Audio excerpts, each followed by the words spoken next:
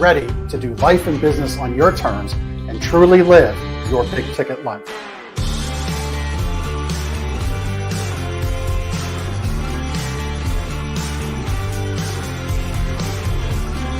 You either make excuses or you choose to level up. What amazing guests living the big ticket life. Woo! Woo! Brandon Britton here. Appreciate you having me here today, man. It's that kind of discernment, that kind of focus, that kind of forward thinking that's so important if you're going to succeed in business today. Jeff and I are like friends. We're real friends. We are And so you unlock fortune and freedom without all the stress that normally comes along with it. It all comes down to your why. Your business, why are you doing it? How is it going to change the world and what's it going to do for your family? I want you to celebrate your success. Talk about the struggle. But I promise you, the story is in your struggle. They'll never be able to say that about me because people only see me working hard at anything that I'm doing whenever they see me. Focus on your success and the success of those around you. But being that constant in your community, good or bad, whether things are great in the community, bad in the community, who's steady? Unapologetically do business and life on your terms and truly live your big ticket life. What amazing guests living the big ticket life. And we discuss how they do it and the big ticket methods they use. The things that make your life successful so you do life and business on your terms. In and of itself, the only limitations that we really have on ourselves is the ones that we allow to be put on ourselves. And most people don't look at it in that perspective. There's nothing wrong with being humble, but there's also nothing wrong with stepping into your superpower and letting people know who you are.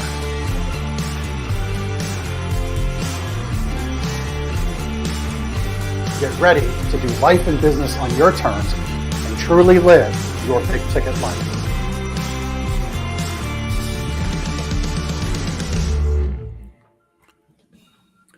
So here is what I'm really coming to love about the medium of podcasting. Amazing guests like Robert White, who I have on the show today. Welcome, Robert. We've already got a fan of yours commenting, which is fantastic. But what I've come to love about this medium is you expand the connections to this world. So in another show that I do for a business that I own, I had a famous Emmy-nominated groundhog on that did a commercial with Bill Murray for the Super Bowl a few years ago. Fantastic episode yesterday. And today, Robert White, who's impacted over 1 million people with his teachings, with his learnings and his experiences, is also connected to the late, great John Denver. So Robert, man, welcome to the show. I'm so happy to have you on today. I love these connections that this medium affords us to make. It's wonderful to be with you, Jeff. And I noticed you had a prior guest, Tara Watterson, one of my absolute favorite people in the world, and somebody who's really making a difference with educating children. So it'll be interesting to see where this goes. Yeah, for sure. Well, Tara's actually watching. I haven't had Tara as a guest, but sounds like I should.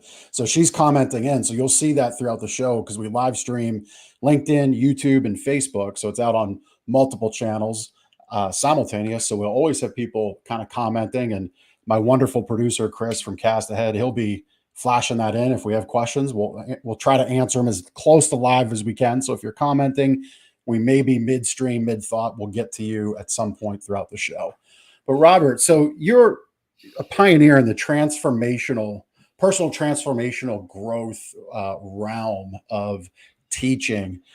Before we jump in and talk about the John Denver connection and, kind of bringing yourself back up from losing it all, let's first set the table with what do we exactly mean by personal transformational growth? Well, one way to talk about it is, first of all, that I'm not a believer in step-by-step growth. I think our natural born resistance to change stops many of us from the kind of growth we really want to live that big ticket life, or, my expression, living an extraordinary life, which basically I think says the same thing. So what it takes for us to change generally is some kind of a shock. A baby is born. I think anybody that's had a child knows that everything changes in that moment that you're dealing with that newborn baby. A divorce or a death in the family or some shocking thing, a car accident. these are things that shake us up, shake us out of the belief system that we are operating from, and allows us to have a new perspective. So transformation's it's an experience. It's something that changes our perspective of who we are and how we operate in the world. So that's been, first of all, an experience for me in my late 20s that sounds like the all-time cliche, but it changed my life. And then I've had the absolute privilege of exposing other people to those kinds of experiences. Yeah.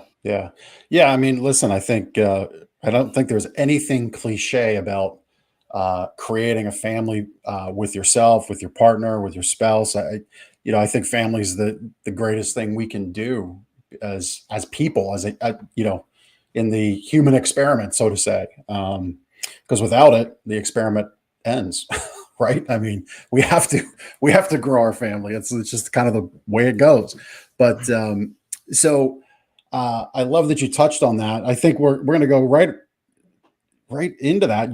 One of the things that your career and the your success has allowed you to do is to adopt two children with special needs. Talk about that. Why you did that? I think that God or the stars or the moon or whatever greater power was involved, because we thought we were at first just rescuing a little boy who was in trouble and about to go into permanent foster care. And it was like we couldn't do anything else. That doesn't sound very enlightened, but it really felt that way. Like we just couldn't bear the thought of what was ahead of him if we had not acted. And then later, his mother was a multiple drug abusing topless dancer, prostitute, and she got pregnant again 3 years later. So we also adopted our son Levi's sister, birth sister. So that's how, because we knew what was ahead of her if we didn't act once again.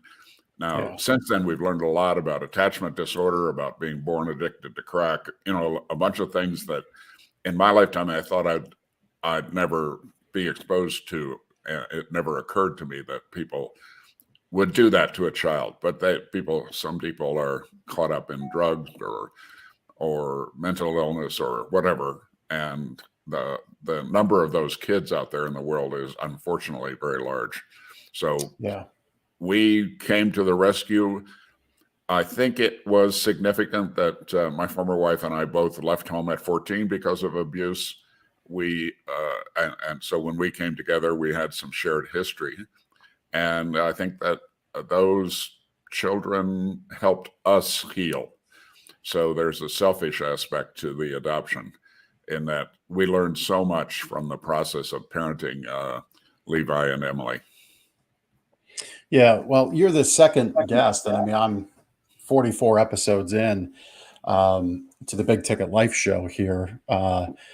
You're my second guest and there might have been others that just didn't come up in conversation, who has chosen to either foster and or adopt and kind of stood in that gap and stepped in to help where you see an immense need. And I think as leaders, as business owners, as successful individuals, I think that should be one of those byproducts you look to do. Now, maybe for you, it's not adoption. Maybe it's not something, because that's a major commitment. It's a major extension of whatever plan you may have for your family or for your life.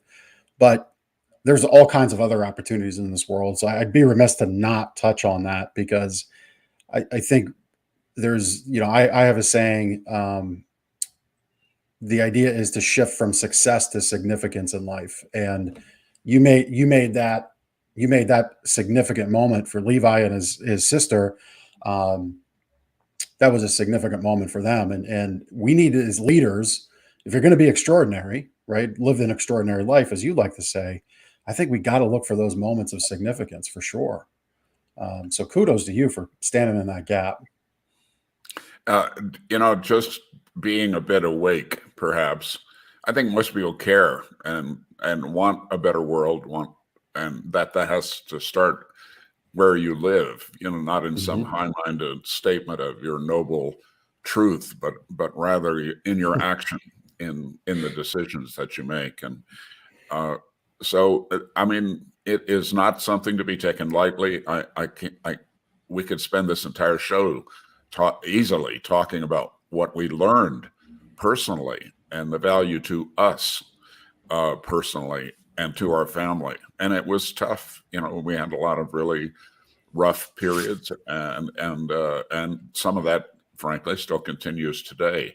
So it's not a decision to be taken lightly. However, there's a huge need, and you know, these are the people that are going to create our future, these children. So Yeah. if you do nothing more than look for a teenage foster child that needs to have an outing once in a while, that needs to go to the zoo, that needs to go on a little trip with you. A good friend of mine, Susan Hart's been doing that with a young woman for many years. Susan did not have children, so it's kind of an adoption in a way. Right. She includes this young woman in her life, and they've become obviously extremely close friends also. But there are many, many ways to contribute. Yeah. Yeah. But and you're 100% right. I mean, to sit back and not actively think about how you can impact your local community, and especially if that community is part and parcel of your success, your business success, are your customers, are your patients, are your clients. Like if you're not thinking that way, that's a moment of leadership where you can learn and improve, right? I think that's Well, and it very also, important. in addition to personal growth, you know, I in the pre-show we talked a bit about with my company. I had 70 full-time experiential trainers and another 50 on contract. And some people say that working with trainers is like herding cats. You know, they have big personalities. And a few of them are borderline or full-on narcissistic personality disorder. Well, the biggest lesson I've learned about working with those people, I learned from working with Levi, who had stage 4 attachment disorder and was pretty dysfunctional at that time. By the way, Levi's turned out really great. He's married. He's a college grad. He's a wildland firefighter supervider. He's out there doing that really dangerous work that makes me nervous. And married with 2 wonderful children. I mean, his life turned out incredibly, but it was a rough journey along the way to that. And I learned so much about managing trainers by learning to be a different kind of parent to Levi. Yeah, I mean that's just such a fantastic story right there to impact Levi's life, and really you've impacted 3 other lives, and then the lives that his wife and himself and the children are going to talk. I mean, just that's the point. Like for me, that's a big ticket life. Like that's that shift from success to significance. That had that not happened, at least 3 other people would not be impacted in the way that they are today. Plus, through the lens of Levi, you're able to lead your training team differently in an improved and likely better way. So talk about, I mean, 70 trainers on staff and 50 others. So a team of 120, that's a big team. And I often talk about the folks that I work with, like we need to approach our process objectively. The like waking up, like, especially in a sales environment, right? Like, so treating your prospect subject to how you're feeling that morning, how your morning went at home, the car ride in, how the first phone call went to the next phone call, or the first up to the second up. A lot of subjectivity comes into the sales process, the presentation process, the opportunity to impact. How did you manage? Like, let's start digging into managing a team that big. And I'm guessing it was not just a big team, but it was international, right? Because you did business in Hong Kong, all over the world. Let's dig into that a little bit. Well, I'm an opportunist, I think, more than anything, and an entrepreneur. So I was just looking for the next space that the opportunity that appeared before me and to jump into it. I have many faults. I'm a long way from the perfect person, but I think a strength that I have is I do sort for opportunity. I sort for what's possible and for what's next for me and where I can contribute. So, you know, in my late 20s, I went through one of these early human potential movement trainings. It did, in fact, change my life for the better. And life just got better for me. And I started enrolling other people. Oh, I didn't know you had this picture. That's that's from my video. Okay. I had these incredible experiences after that training, and that led to serving for 4 years as president of one of the pioneers in the personal development training industry, Mind Dynamics. And when the ownership changed there and it was no longer a good place for me to be, I founded a company called LifeSpring in the U.S. That experience didn't last very long. LifeSpring went on to graduate 500,000 people and be in 17 cities in the United States, did some great work. And I took an opportunity to go to Asia. So we became the largest training company in Asia, the second largest in the world, 240 full-time staff in 5 countries, and a real blessing in my life. I mean, lots of hard work, lots of missteps and failures and learning and wonderful people, incredible people that were attracted to our work and especially that joined my staff. Yeah. That's it's quite the start into that niche, into that realm of personal development and transformational growth. So we brought up a minute ago about the aspect of childhood abuse and poverty and trauma and things like that. You have that similar start, and I think for people to understand, you don't always need those things to be part of a success recipe to be wildly successful, but it is a commonality amongst a lot of successful people. So why do you think that is? What is it about that rough start from your perspective that you've seen that allows people to succeed in life?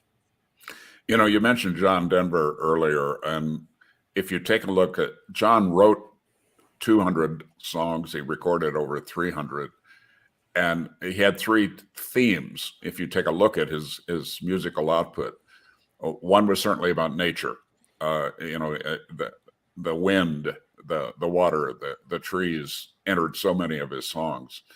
And 1/3 was about love, about falling into love and falling out of love, his personal adventures reflected in his songs. And but the third area was our area. It was about the human spirit. And I think within all of us, there is that longing to matter in the world, to make a difference, to contribute. In some cases, it just shows up as survival. And certainly food, clothing, and shelter is pretty much the basic foundation of everything.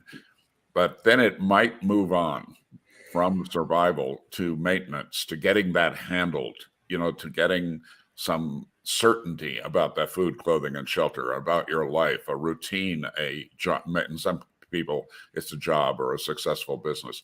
But once that's handled, I think there's a natural human longing to matter, to be recognized, to be a celebration of your uniqueness.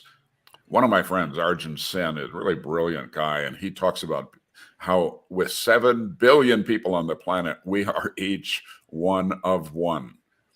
We are unique. And I think there's just a natural flow toward expressing that uniqueness in the world. And it might be being a really great mom. It might be in some craft. It might be in art. It might be in music. It might be in business success.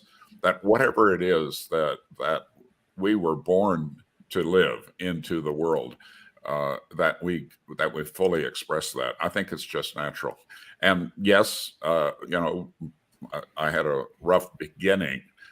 But if I look back, my mother was an angry, violent woman who had a lot of children and really didn't like children. I never quite understood that one. But she was also a model of hard work. She was widowed 3 times. She survived. Wow. She made sure there was clothing on our back, even if it was made from feed sacks. And I did go to school my first 2 years wearing feed sack clothing. That's something that I think a lot of younger people don't even know about. But yeah, wow. That's, I remember just a quick little addition to that. I remember going to school, having gotten clothes from Goodwill and made fun of because the popular kid in school recognized it as his that were donated from a year or two prior. But yeah, the feed sack thing, that's, and that's out of all of powerful.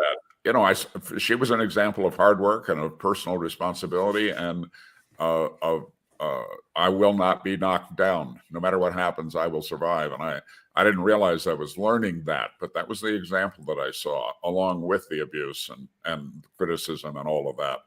But I think people make a choice, and I'm being an extremely simplified version of life here, is that some people exposed to that retreat or drift into alcohol or drugs, or become that hidden person. Other people fight against it, and I'm that person. I made a decision that informed my life for a long time, and that simple decision was, I will never be poor again. And I actually, Jeff, I took that all the way to a 14,500 square foot home on 76 acres in Aspen, my own jet, and a life that everybody dreams of. Now, so that's the good news. It led to huge success, because the way I translated "I'll never be poor again" was, I'll show you that, Right. I'm gonna show you that I'm not that poor kid that everybody teased, and so that the downside of that, by the way, is I started waking up in that beautiful home and skiing 80 days a year and just fully enjoying my life. I started waking up mornings thinking, God put me here for some reason that I haven't yet fulfilled. Something's still missing. And and that's the subtitle of my book. It's about success, yes, but it's also about joy and fulfillment. That's what was missing in my life when I was wealthier than I ever imagined I could be, was the joy and fulfillment. I wasn't smiling enough. I wasn't enjoying all of that fully. So that's been my last 10 years. I've been working on joy. Yeah, good for you. I mean, it's a common thread out there. People reach what they feel is their pinnacle, and then they get up there and it's pretty lonely. It's unhappy. It's not fulfilling. And then they march back down to go find it. It's a pretty common thread. I think, one thing that I often talk about, and I try to remind people of, and I remind myself of it, because I've got, my childhood, my family upbringing through early teenage years, man, it could be a 6-part lifetime miniseries. But I've come as of late to think of these things don't happen to us, they happen for us, right? These experiences create, I have this concept that I speak to, of this shield, right? And we can carry that shield, we can bring it around to create that space and bring others in that have had these similar struggles and say, you know what? We can talk about this stuff. We can grow from this stuff. We can decide we're never going to be poor. And I think in that, it really becomes a really cool place to have others kind of rally around you, because so many leaders, I think, feel lonely. Is that something you've come across, where they just feel this loneliness of, no one understands me? Maybe they're on the verge of falling back to an addiction, the verge of a failing marriage, the verge of a bankruptcy. And I think you've experienced most, if not all of those. So let's dig into that, about you're not out there all alone. I mentioned earlier with you in our personal conversation that I just returned from a week in Aspen, Colorado, celebrating the 25th anniversary of my friend John Denver's death, and I wrote I have this little thing I do weekly called An Extraordinary Minute, and I wrote about that and what it triggered for me. And one of the things it triggered was from a John Denver song, and I can quote from the song. It's called Sweet Surrender, and it starts by saying, "Lost and alone on a forgotten highway, traveled by many, remembered by few." And, I work with senior executives, people that are hugely successful. They work hard. They've got a vision. They are indomitable. You can count on them. They're going to go for it. They've succeeded often beyond their fondest dreams. And yet they often feel lost and alone on that forgotten highway, that there's something missing in their life, that they've sacrificed a lot to get to that level, to that position in life. So one of the methodology that I've learned and that we've worked with over 1 million people involves dealing with the whole person, with everyone. And there are 3 aspects to it in our work, and this is kind of the simplified version. But that what we all need to do is, first of all, to complete our past. You can't change it. There's nothing you can do to change your past. It's behind you. But if you've got energy on it, blame, shame, regret, guilt, or even past success, that until you let go of it, you can't go forward. And really, people that are already quite successful have that same issue, by the way, but they're just very good at compartmentalizing it, at stuffing it, at getting it out of the way. And in a way, you can admire that and the fierceness that's behind that with many people. But it's still there. It affects hiring and firing and managing and loving and taking care of your family. It affects everything, all of that stuff from your past. The second piece is to learn to better tell the truth about your current reality. We all live in a story. We have a story about ourselves, about our strengths, our weaknesses, and who we are. Quite often that story has little or no connection to reality. The Buddhists have a little different expression, but I like it. It's to develop a selfless regard for reality.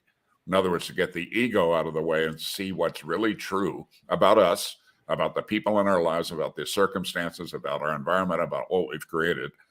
And then if you've done those 2 things, if you've done some work on completing your past and shifting the energy on it to a neutral or even a positive energy, if you have become better at telling the truth about your reality, about the people around you, about yourself, about your environment, you've created a space to choose your future. That your future is not bound up in your educational level. It's not bound up in how you grew up. It's not bound up in your strengths or your perceived weaknesses. That you're just free to choose how you want to create the future. So those are easy words. The experience of it is not so easy. The most commented on line from my book is, "Life is simple. It's not easy." And Jordan Peterson says it's tragic. The Buddhists are kind of agree with that, that all life is suffering. Well, that's our lives. So what are we going to do with that? That's the question. Right. And there, for thousands of years, great teachers have taught that the answers. Life is actually pretty simple. It's just not easy. It's the existentialists say life is hard and then you die. Kind of a severe way of looking at that. But it's a choice. Right. Everything's a choice for us, Jeff. Yeah. I mean, you touched on a couple things there that really I wrote down. And for anybody watching, and by the way, if you're picking this up on audio, and about 10 minutes ago, Robert said, "Oh, you have that video, you have that picture." So we do stream this show, so you can always come back search in any kind of player where videos shown the big ticket life, and you'll find the episode, or you can just search the episode name and you'll get the video to get a different experience with this show. But so to go back to what you just wrapped up on, I love how you said complete your past. Like your past is your past. You can't change that. But I think so many people, they continue that own story in their mind about this thing in the past manifests to this thing in the future. And that thing in the future is only real in your own mind. Right? It's that story. You're the only one telling yourself that story. No one else is. So I really love that about completing your past. And then I think I talk about this about my frame of reference is new cuts don't equal old scars, right? This is that packing away of the stuff. And you said it affects hiring, it affects leadership, it affects your mood, it affects how you approach your day, how you approach an opportunity. Because that story we start to tell ourselves becomes this whole thing. And then we begin to go back in our minds, I think, about, well, it's just like that in the past. It's just like this time I was told I wasn't good enough. I was told I was going to fail. I was harmed, whatever that might be. And that old scar isn't a new wound. It's not being given by that employee. It's not being given by that prospect saying no. It's just what it is. So that fierceness of packing it away and going forward, like you said, is good. But I think it can also be, I'd ask you, do you think it can also be if we don't learn how to complete your past? Again, I love that statement a lot. I think packing it away almost can be troublesome because it does come back up. It does manifest. Can you add to that, expand on that at all? Well, it's a bit like having a backpack with 50 kilograms of lead in the backpack. Mm-hmm. It's there, but it's behind you, but you're carrying it. And so love that. And most of us, we're not talking about people that need deep psychological work and therapy. We're talking about I love this expression. I stole it from someone else. That's the normally neurotic. That the normally neurotic seems to define a lot of Western culture, quite frankly. Yep. And for the normally neurotic, which includes me, until we let go of all of that, I don't think we can celebrate and use this unique one of one that we are, the life we were born to live, and which I define as an extraordinary life and you define as a big ticket life. It's possible for all of us. Some of us have more barriers in the way, some have less, but we need to handle those and then claim that life that we were born to live.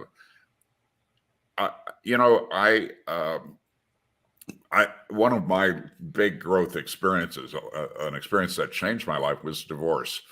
And one of my friends described it as the divorce from hell. And by the way, that's one of the things that brought John Denver and I so close together, as we went through that together. Our wives were our best friends, and they left us in the same time period, and all of that was done kind of together. And it was really a horrible experience for me. But what it meant was there's a psychological thing called transference. So while I'm going through this now, my former wife's 4 feet 11 inches tall, dark hair, very pretty, very alive, very expressive, a great outgoing personality. So I go off to Hong Kong, and we had a contract worker, a woman from the U.S. who was coming to Asia and helping us retool some of our systems. And she had done a fantastic job. I had never met her. I knew about her. She's kind of famous in our industry. And I wanted to say thank you. So when I went to Hong Kong on a visit, this is while I had moved back to Aspen, or moved to Aspen, and I arranged for my last day in Hong Kong was her first day on one of her visits. So I arranged to have breakfast with her. And I'm in the car after the breakfast. I'm in the car going to the airport, and the phone rings, and it's my managing director for Hong Kong, and he's yelling at me. about how badly I treated this woman that we are so grateful to. You could not have paid her enough money to do the amazing work she was doing for us. I had the breakfast to say thank you, and he's yelling at me because I was just being a jerk with her. She was 4'11", dark hair, big Oh. personality. And I was totally unconscious that I was not seeing her. I was not with her. I was with the pain that I was going through with my family and the, losing the woman that I loved. And so that happens, and it usually happens unconsciously. And quite often we don't get busted like my managing director did. Yeah. Don't get confronted from it. Therefore, you don't learn anything. But I learned that I have to be more aware of the pain that I'm storing, that's inside me subconsciously, and that leaks out into my life and how I handle the people around me, how I behave, how I see myself, about all of those things. So when we talk about completing the past, it's another one of those simple and not easy things, because we have to face up to our own personal responsibility that it's a new day, it's a new choice. It's in the next moment, it's a new day, it's a new choice. And that our lives depend not on what happened in our past, but rather the choices that we're making today. Our choices about how we use our time, about how we treat the people around us, about how we handle the objections that come up from the world, all of those things. That's a fresh moment to choose. The challenge, of course, is to let go of your past and be present to that choice, and also to see that choice in the context and the filters of your vision of what you want to create with this life that we're gifted with. Yeah. You're actually I'm just letting you go because I'm taking it all in, because I've been reading and studying, the concept of being a stoicism, I guess would be the more appropriate term. And, really, really judging ourselves and how we react, not to the moment, but to the outcome. Right. Yes. I think a real applicable way to think about this for anybody watching, anybody listening, and you've got some great friends tuning in. Tara's been with us for most of the show. She might have had to run, but Bryce McKinley, I think, is a friend of yours. He's tuning in. He says, "Love you, sir," and he's going to be reaching out to you later. So there you go.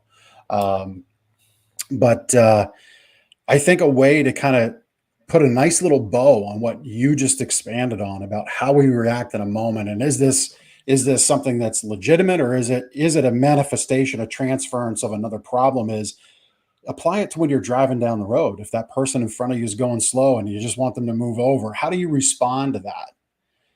Can you have forgiveness that maybe that person, and I'm one, I need to check myself at times.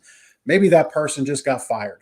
Maybe their kid's in trouble at school. Maybe they're making a life-changing decision to bring a child into their home, and they're just wrapped up in their mind. Like that little moment, which anybody listening and watching has experienced, other drivers on the road being in their way, right?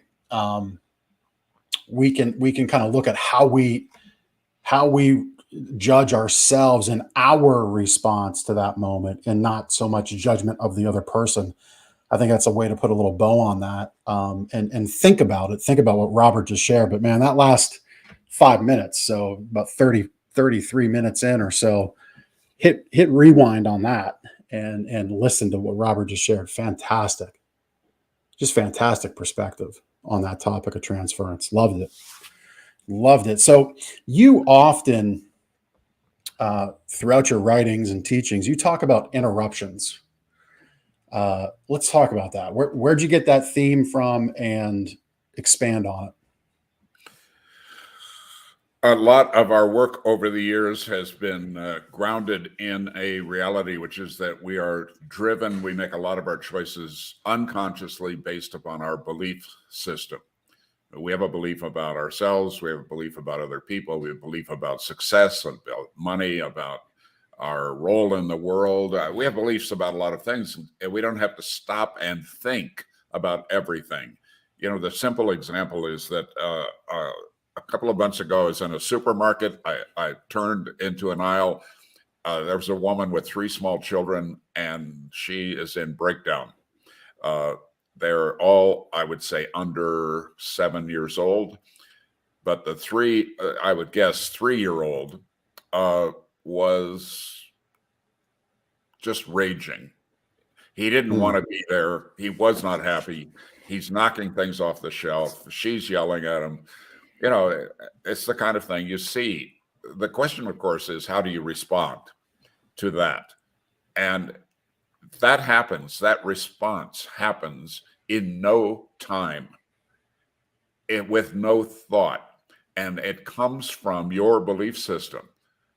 Because what she did in that moment, just as I turned that corner, was she reached down, she grabbed him by, he was on the floor, on the tile, and she reached down, grabbed him arm, half picked him up and swatted him on the butt.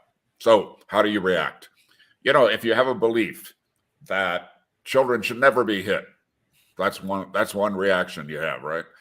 If you have a belief, I'm not going to get involved, that's her life, you walk away, that comes from a belief, but it all happens again in no time. If you have a belief that I need to help, and by the way, I've had a lot of training in dealing with that kind of stuff because of Levi and Emily and all I learned through that. But in most cases, fixing her ain't it. That just leads to problems, more problems. So there's all kinds of things, the ways that you could react. It's all belief system based. And so we make a lot of our decisions out of an unconscious state. So what we've taught for years is become more aware of your belief systems, of what you learned. And most of that's learned before you're 8 years old. There's a lot of research done on that, about who you are and how you show up in the world. When I look at what's my contribution at this point in my life, is that my contribution is to be a mirror, to be an interruption, so that, that executive that says, well, things are pretty good around here, but poor me, my key people are leaving. I don't have anything to do with it. It's just that that's the environment and they're getting paid more somewhere else. And they've got a story about it. My job is to say, well, what's your role in it? To be that mirror, to be an interruption to the patterns that they've developed over time. And most of the time, those patterns brought good results at one point. And then they learn the wrong thing from it and repeat that pattern again, again, and again. So if I'm going to be valuable to my clients, my executive clients, it's to be that mirror, to be that interruption. Bryce just made a nice compliment, a nice comment. And, he's just a brilliant guy. But I think Bryce would agree that our relationship is based on me being an interruption to him in a training that I did with some other executives. So that's my role in life. I believe that's one of the gifts that God gave me. And yes, I've done some work to develop that gift, to deliver those messages in a way that has some kindness and compassion, some skill to it. But that the main thing is to have the courage to take the risk of interrupting somebody that's already successful. Bryce being a real example of, already super successful guy. But just out of curiosity, what industry, what niche is Bryce in? What's Bryce do? I'm sorry, what? What industry is Bryce in? What does Bryce do? Oh, Bryce educates people about investing in real estate. Okay. He was one of the most successful educators in the automotive sales business forever, and then personally got involved in investing in real estate, learned a whole lot about it. He's one of those quick studies. And today he runs programs for other people to show them how to be successful with their investments. And he's just brilliant. Fantastic.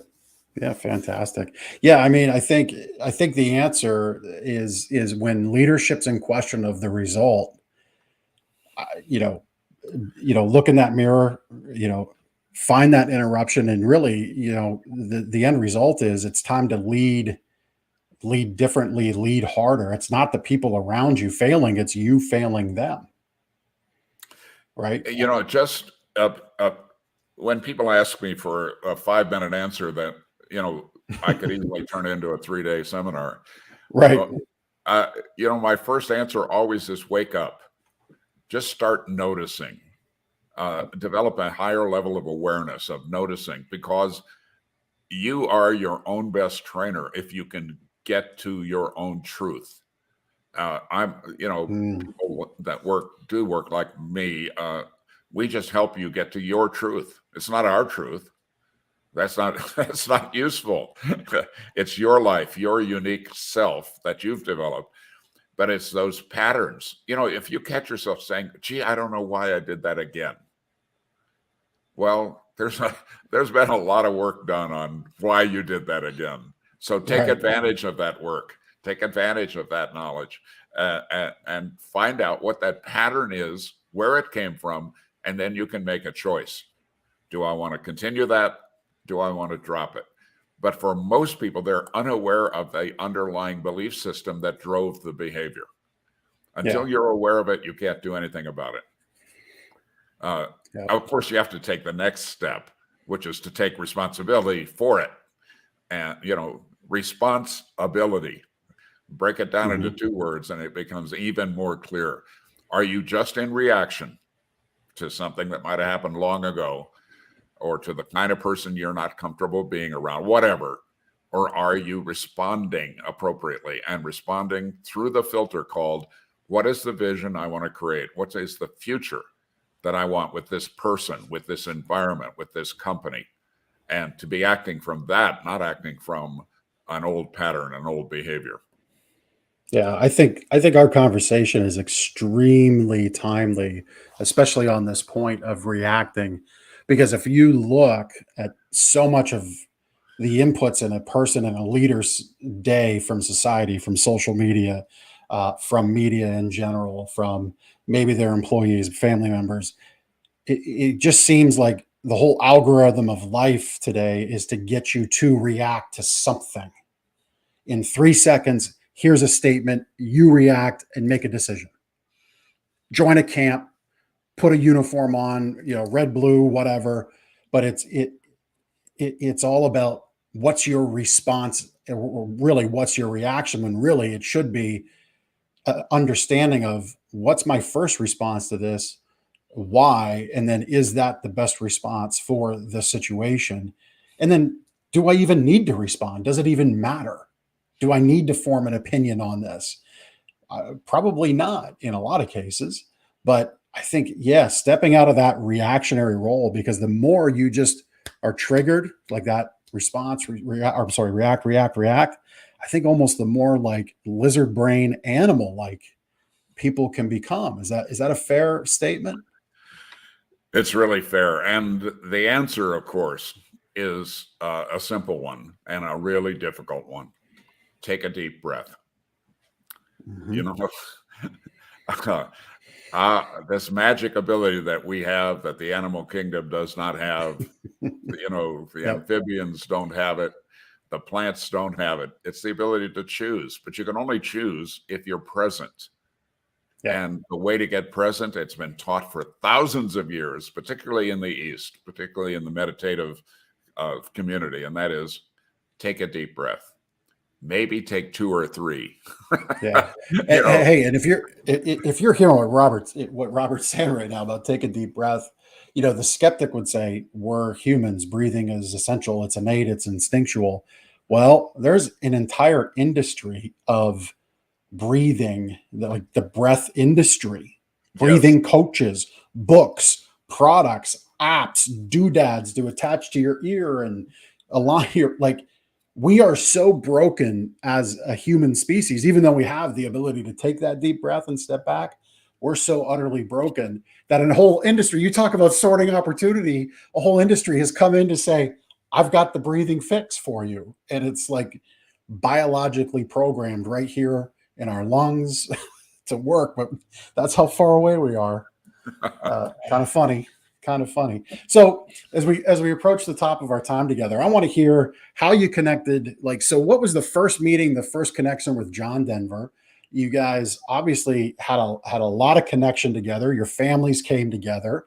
Unfortunately, your families went separate together, but you had a close relationship, and you also are a big fan of a charity that he started called planet2020.org. So let's kind of wrap up on the Rocky Mountain High, so to say. Sorry, that was a terrible pun. Sorry, but let's kind of wrap up our time talking about that relationship.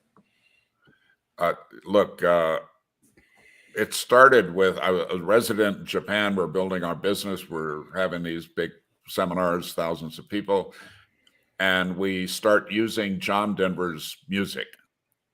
We used a lot of music because a lot of our training, the entry into the self, is through the emotional body, and music is a great tool for entering people's emotions. So he had a song called "I Want to Live," and the hope of every newborn baby and the hope of every adult, right? So at key points in the seminar, we'd use this music illegally. Admittedly, I admit it.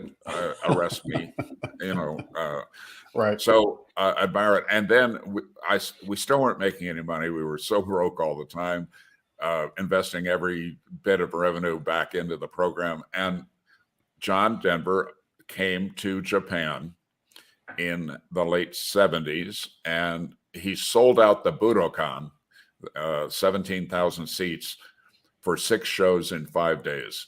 And in one of those shows, Robert was up in the rafters in the cheapest possible ticket, admiring how this guy came out. No lasers, no pretty girls, no flashing lights. He came out with his guitar and his band and entertained for 2.5 hours straight. And Japanese that don't speak English are singing along to his songs in English. And it was really impressive. But, I saw I was a fan. I became a fan. And later, I published a book called One World, One People, a photo essay. And I wrote the verbal essays. Nobody reads them. The pictures are stunning. One of my visions, my dreams, is to get that book back in print because it's sold out. But I sent a copy to John Denver. I didn't know him. I networked around, found an address, sent it off to him. And I didn't hear from him, but I didn't expect to. It's a gift. You just give the gift. And then I end up back in the U.S., and I'm living in Denver, Colorado, and I'm building a corporate culture change company there. And one of our trainers came to me and said, I'm involved in this nonprofit called WinStar Foundation. John Denver's effort to create a sustainable future includes this foundation. And the foundation's a mess. Will you help? So I said, yeah, if I can, I will. And that led to me attending a board meeting. So the board meeting went on for about 3 hours. And then John turned to me. That was the first time I physically met him. Turned to me and he said, well, Robert, you're supposed to know something about organizations. And what's your opinion about what we're doing here? And it was one of those moments, Jeff, where, your life passes before your eyes, where I go, I know how to duck that question. I know how to be a nice guy and get out of here. Or do I tell the truth? And what I would later identify as, am I the interruption that's needed here? So I took a deep breath and I said, you just spent 3 hours debating whether or not to have chickens on the WinStar property in Aspen. That's not the role of a board of directors. And it was dead silent in the room. And I'm thinking, well, that's the end of that relationship. And also, I saw something that I've seen working with other organizations. Every eye in the room turned to John. That's a really bad sign.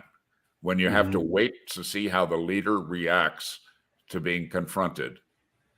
I'm not confronting him, I'm confronting the whole room. And I thought, well, okay, the dysfunction here is obvious, but my life is about to end in terms of WinStar and John Denver. And he burst into laughter, just uproariously. And it was real, And then you find the people in the room go, you know, that kind of fake Right. laugh. Yeah. That uncomfortable laughter. Like, is he on board or against? Am I about to be fired or what? It was great. And then after the meeting,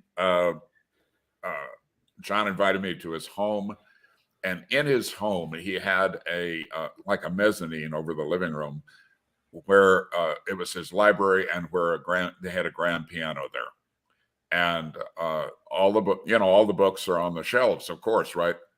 Only one book was out, and it was on the piano, and it was One World, One People, my book. And he hadn't connected the two. Oh, wow. I mean, nobody Okay. cares.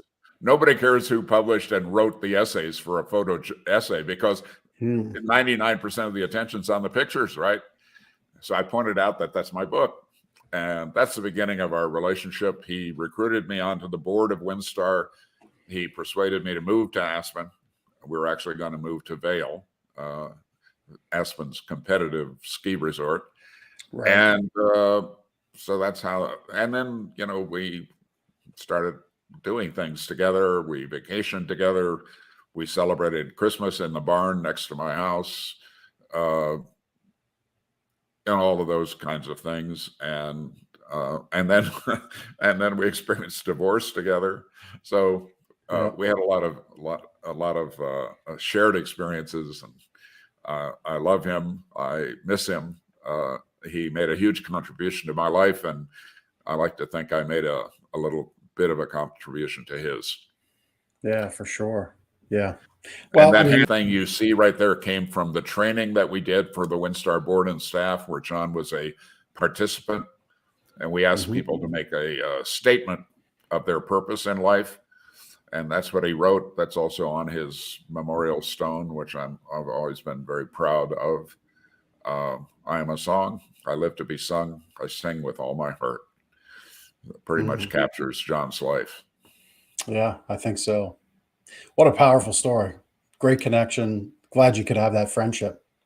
It's just, and it goes to show that, the people that we tell ourselves are way, way up here.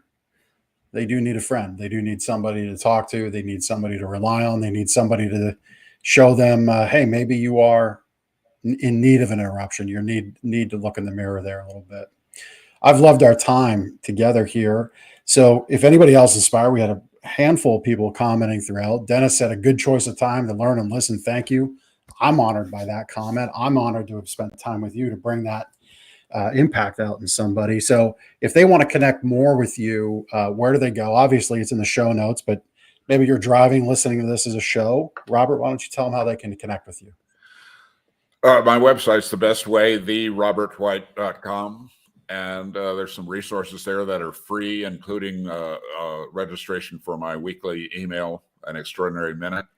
I've been doing it for over 10 years, and thousands of people read it every week. So it's a way to stay connected. You hit reply at any time, and you reach me, and I respond.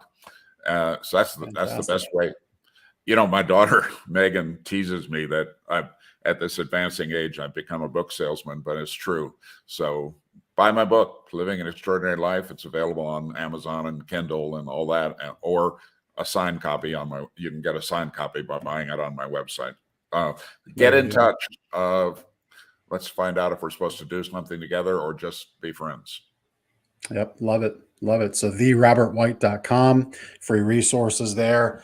You can carry on John's mission for the environment and the earth with planet2020.org. In the pre-show, Robert said, if you give us $1, we'll plant a tree. So that's what they do over there. And if you want an autographed copy of Robert's book, buy it through his site. All right. Amazon's easy, but you can connect with Robert through a tactile, personal way, buying his book autographed for you right from his site. So, Robert, this has been really great. I always enjoy these interviews, and had a lot of fun talking with you today, for sure.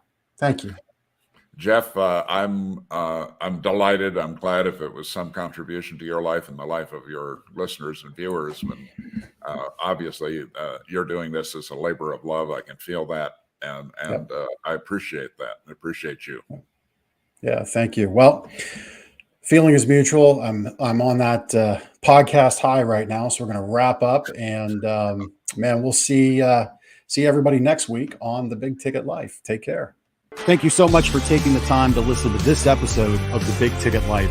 You've heard from another amazing guest living their own big ticket life, and now it's time to live yours. First, I'd love for you to take me up on my free gift to you. Claim your gift at gift.thebigticketlife.live. That's gift.thebigticketlife.live. See, all your life you've been told what is and what isn't possible by the loudest voices from the cheapest seats.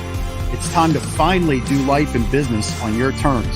Sure, you've heard similar things, but without clarity on what can be done, it's easy to have your customers, employees, maybe even partners, and your spouse keep you from truly living a big ticket life. My big ticket methods shift you into that investor seat in your business, away from commodity and away from competition, into a market of one, so you can finally live your own big ticket life. So my gift to you is for you to book your discovery call today, where we'll uncover first the Chivo behaviors, those chief everything officer behaviors that hold you back, and why moving into the investor seat in your own business is critical.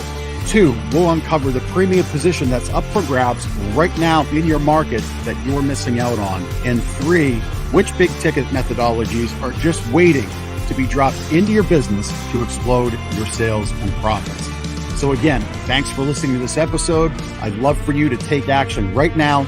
Accept this gift, book your call, go to gift.thebigticketlife.live. Again, that's gift.thebigticketlife.live.